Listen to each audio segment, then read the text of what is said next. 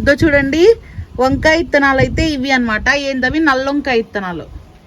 అంతలో దాంట్లో నా వంకాయలు ఊట పెడితే ఎట్లా అమ్మా?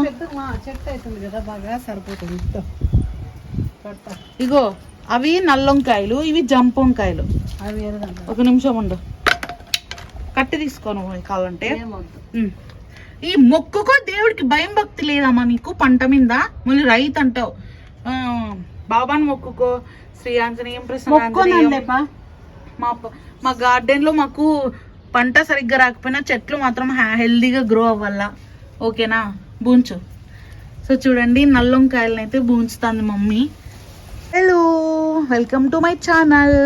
మొన్నంతా ఒక 2 వీడియోస్ అయితే నేను పెట్టేసినాను కదా, అంటే ఎట్లా అన్నీ ఎండిపోయిన మొక్కలన్నీ ఎట్లా పీకేసినాను, అలాగే కొత్త మొక్కలన్నీ అంటే కొన్ని కొన్ని ఉన్నిచ్చి కొన్ని కట్ చేసి ఇట్లా చాలా చేసినాను కదా. సో